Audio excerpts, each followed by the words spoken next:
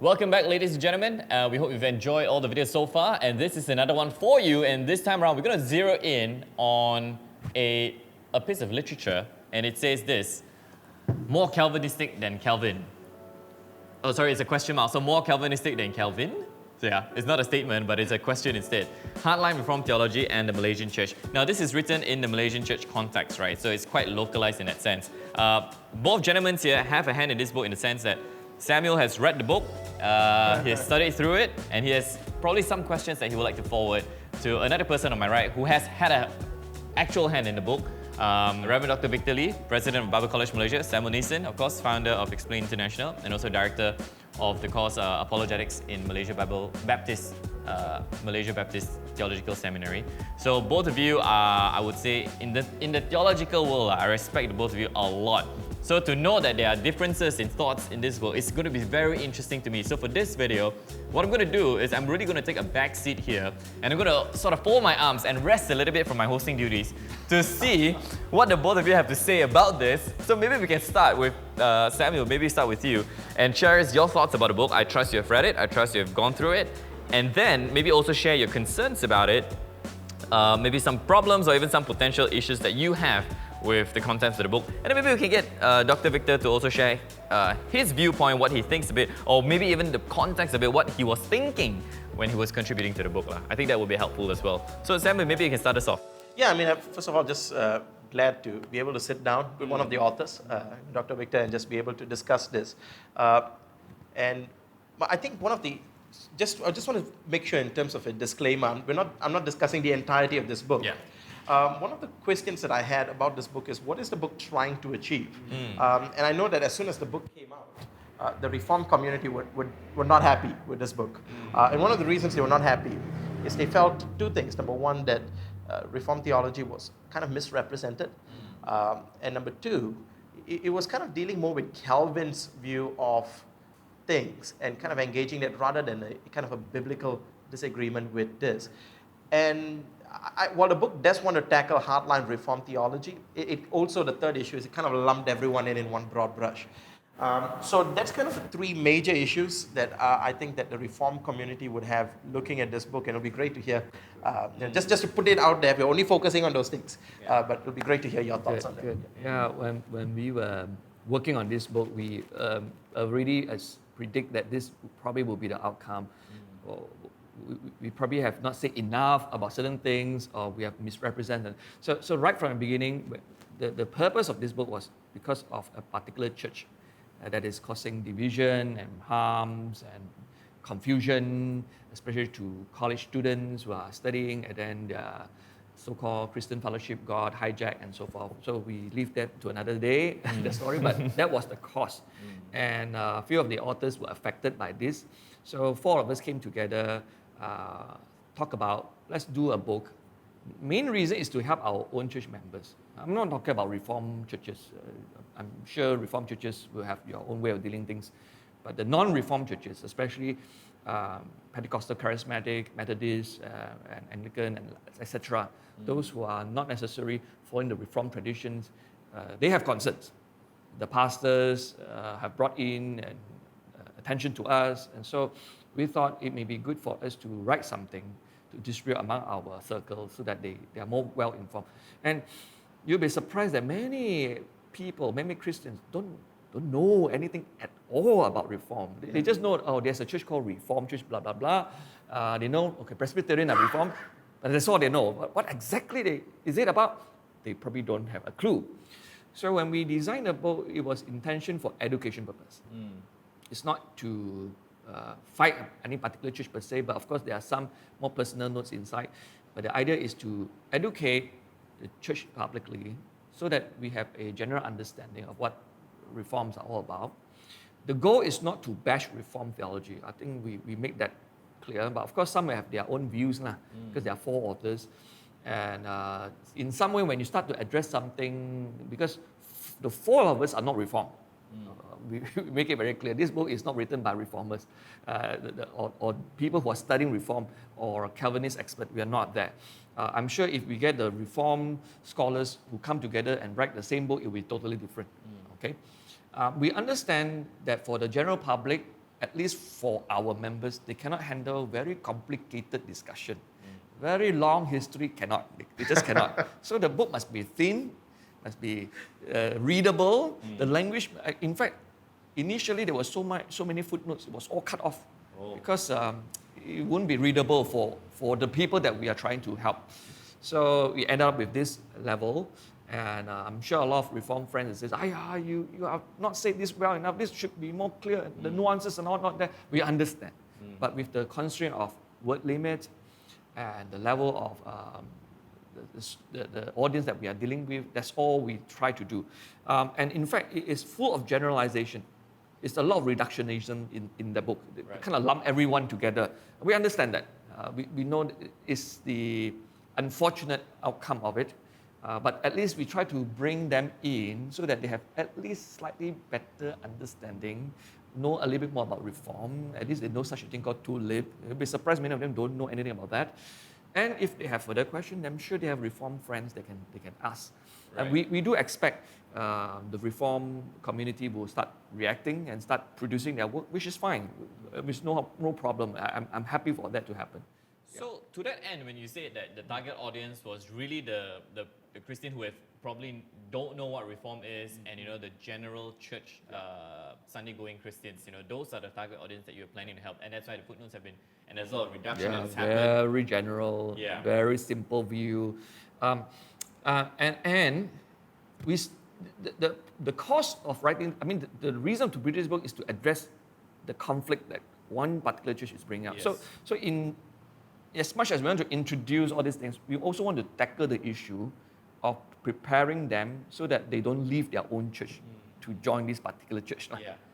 So that was part of the intention. So in a way, it will sound like it's not fair to the Reformed theologians.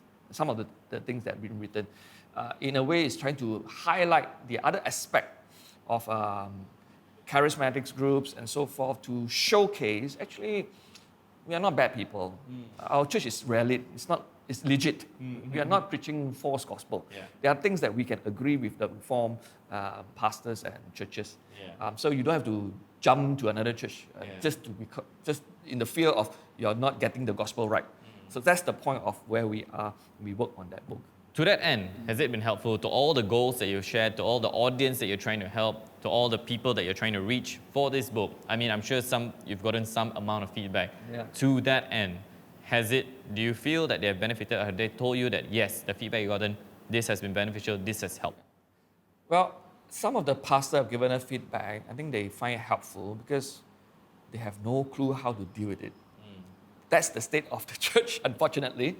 So even with this very simple way of presenting Reformed church and theology and so forth, they find it's good enough. Right. I think if we do anything deeper than that, they probably put it away and find it too difficult. I think we have come to that point where we provided something that meet what they need, and they have been using the book to kind of help their college students, and so they are more aware. Right. But it is not going to be like going to change the ball game altogether, going to change the perspective of the church. I don't think that will happen. Okay. It's more just getting to know, okay, there's such a thing happen, so we are more aware now, and so we can be careful and we can settle down with our own church tradition is fine. Yeah. I think the book has been rippling effects among the churches now. That's good to hear. Now, I'm so sorry for asking that question first to Dr. Victor. I thought that should have been a closing question instead, because now that I've opened with this question, and you can hear his thoughts, it almost negates or is going to water down all the concerns that you have with this book, No, it's okay. But I still would love for you to share the concerns that you have, because I think they are very genuine concerns. And of course, for yourself, you know extensively about Calvinism, right? And for you, there's some things that these things maybe need to be addressed further, or this one shouldn't be said, or this thing should be said a little bit more. Maybe you can share some of those concerns that you have, and then we'll see what we can respond to that. Right. So I first of all want to say that I'm very thankful for this discussion even happening, because the whole goal is to be able to have two positions, Reformed and Arminian, or depending on what particular version of that you hold to sit side by side and to be able to have a discussion and say, this is what we believe, this is what you believe. And the goal, of course, is for the audience at home to be able to say that, okay, now I can make an informed decision. as to which side I agree on. Unfortunately, from the Reform side, I don't feel the Reform side was fairly represented in this. Yes, of course, as Dr. Victor pointed out, that it's the scope. A limited amount of pages to work with, and keeping the book thin as well. That was an interesting point. But I think what I would have loved to see, and I'm speaking from a critique point. If I was writing a book critique, this is what I would be saying: that you want to interact more with Calvin than you would with people like that are Calvinist scholars, such as, because your book title says Calvin. And you want to interact with Calvin himself. So, like I said, there's a distinction between saying we disagree with Calvinism, and that's fine. You can have a fantastic discussion about that, and we kind of did. But it's different when you say you're more Calvinistic than Calvin, because now you're getting into a historical area, and you're moving into historical theology. And when you do that, you've got to cite Calvin more and kind of be able to say that this is what Calvin is saying. And so when you look at that, there's an entire discipline on interpreting Calvin. You look through the institutes from 1st edition to 5th edition. You compare it with his commentaries. You see the life events of Calvin. Was he having a debate with Castilio or whatnot that would cause him to rearrange topics within his institutes? There's a lot that goes into the discipline of just understanding and interpreting Calvin, like scholars like Paul Helm and all that would point out. But instead, we know we're not going to get into that depth. Yeah. What I hope for is a fair representation in terms of this is what Calvinists believe. So one example would be double predestination, which I think the book does deal with with a bit of brevity, and it almost presents it that there's these two sides. There's double predestination and there's single predestination, and double predestination is bad. But even within double predestination, there are two camps. One that believes, so for the benefit of our viewers, double predestination simply means that God actually determines or elects those who are going to heaven, who are saved, and those who are not, the reprobate. And so, well, those who believe in single predestination would say God only determines who goes to heaven. He elects those unto salvation, but does not do anything else to the rest. But essentially, logically, if you believe that God elects the elect, it does by default also mean that God reprobates those who are not going to be saved, because by passing them over, there's a sort of passive reprobation, right? And so it's possible to hold to double predestination where you have this passive view that not that God actively decrees these people to go to hell with the same intensity that he decreased their salvation, but rather he passes them over. Right? And in that sense, they are also reprobate in that he elects them not unto salvation. So it doesn't deal with that nuance. And so someone's going to come away and hear double predestination and bad, because these are the only positions. Whereas, it's a little bit more to that. And I was kind of hoping that it would be more fairly represented in a sense that would be able to so that the other side can go, well, I disagree with you, but I know where you're coming from. Yeah, I think it's good because initially when we were working on this book, we wanted to have a reform voice. Perhaps in the last chapter, kind of give a review and so forth. But at the end, the person is too busy, couldn't do it, and we are running short of time because all of us are very busy people. So what I would hope is that to see the reform scholars come up with something that is readable. A problem we have in the past is when a reform scholar writes, only the reform people can understand. That's the problem. That is true. So we want to have something like this level that is readable, general public, and to give a right representation, which I think will be very helpful. I think there's one now in the market, but it's written by just one person. I also not sure whether that is the right representation. But it would be good to have a follow-up, what Calvin really meant, for example, and then come up with some sort of books, to help. He's hinting. It's as clear as day. Oh, okay. Yes. Come up with one, right? Because we'll get to that. for just to put things on the table, the four of us who write this book, we were not Calvinist experts. We were not. We are not ashamed of that. We just tell you, with our limited understanding of our knowledge of history and so forth, we come up with something that's decent, that is readable by the public, and to help our fellow members of our church. But for a really good representation with all the nuances and the current discussion in the Calvinist Institute and so forth, it's good to have another book that really represents that. But please write it in a way that general public can understand. Yeah. That is really important. Yeah. So I think, I've never read the book. So after this, I will read the book. So that's why I have maybe a deeper understanding. But it's great that you mentioned about the double predestination and single predestination.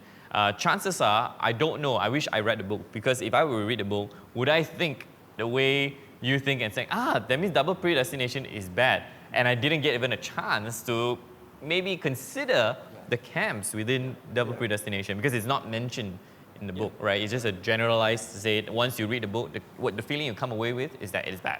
That's all you have to it. Yeah. So in a sense, maybe we can go a little bit deeper, but I think this is a good effort in terms of letting people touch their feet into the water before they dive in. Dead whole body in the water, whole body. This is a good step, I would say. Yeah. But maybe share. I mean, that's a good point that you bring up, double predestination. Maybe you could share another concern that maybe Dr. Victor can help to address here and sort of help you to understand why the book was written. Because so far, I think what the response has been is that this book is meant for people who have maybe no knowledge, and this is just a step in that direction, yeah? So maybe another concern that you can bring up, if you have one. No, it would just be more analogies, like for example, limited atonement, where one of the critique is that you're arriving at the theology from a too logical perspective, and I'm not sure that's a bad thing.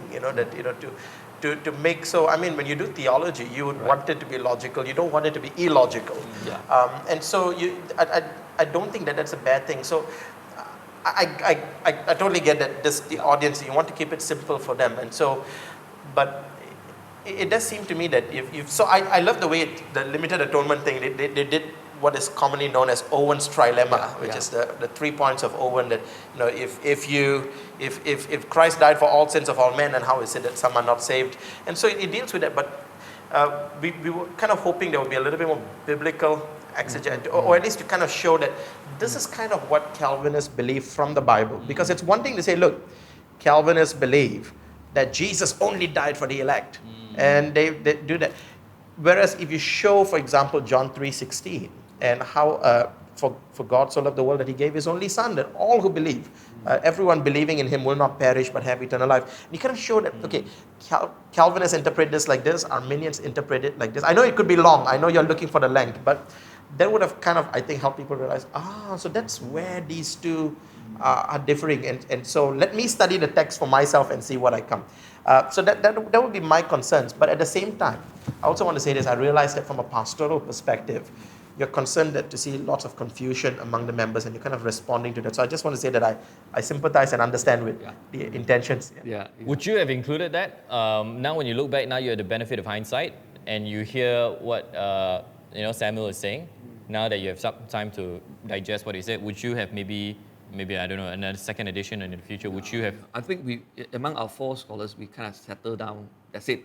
We're not going to do any more things, because we have achieved the goal, which is just to kind of open up the conversations and to give a general introductions. When it comes to exegesis and scripture interpretation, it will go into a very long discussion, and even if we bring up one Reformed interpreters, then the question is, why not highlight the other interpreters and this and that? Because the Reformed tradition is very diverse. It's very complex. There are a lot of different scholars and theologians, and I mean, to be fair, if you want to really be fair, it takes a whole huge dictionary to talk about them.